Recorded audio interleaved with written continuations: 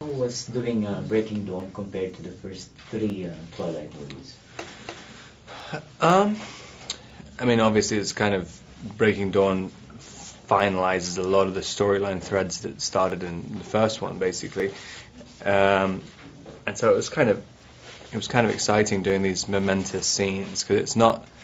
I mean, Stephanie really chose to finish them by, having these momentous events. I mean, you can't really have more final things. And for a series about abstinence, it's like the first time they have sex, Ed and Bella, and then like they get married and they have a baby. I mean, it's like just huge things happen in it.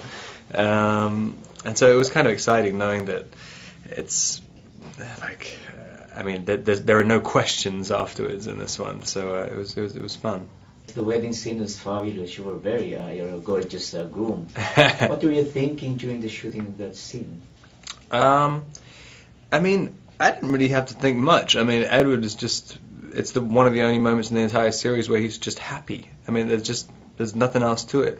Like, Kristen had the hard part because she has a million different emotions going through her head. I mean, Edward at that point has achieved everything that he wanted to achieve, and so he feels free. So yeah, I could just stand there and enjoy myself, and Kristen had to do all the hard parts. What is your favorite scene in the movie, the wedding scene or the love scenes? You mentioned the love scenes earlier. I mean, they're both fun. I mean, I think probably my favorite part was the birth at the end. Yes. It was because it was just so different to anything that I'd done in the entire series. It was, I've never played Edward panicking and terrified and completely out of control before. So yeah, it was very fun. Did you identify with your character in that very crucial scene? I mean, kind of. It was definitely quite hard not to get emotional about just seeing it, because I was basically doing it with a dummy, a really realistic dummy of Kristen, but incredibly thin, and yes. She had her bones popping out and stuff, and seeing her lying there basically dead. I mean, it's a very horrible thing to see, and so it was kind of it was kind of difficult to deal with. Twilight Saga is coming to an end. How do you feel about it? You've become a family all these years. What do you miss most about the series?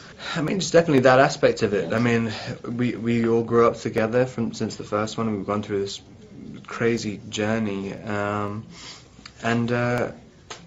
I mean, it doesn't happen very often when you're doing movies. I mean, you work for 3 months, and then most of the time never see people that much again. Yes. Knowing with the Twilight movies that every year we go back and have a reunion, basically, it's pretty great. The Edward Cullen character has been so attached to you. How do you think you can shake it off after the Twilight series?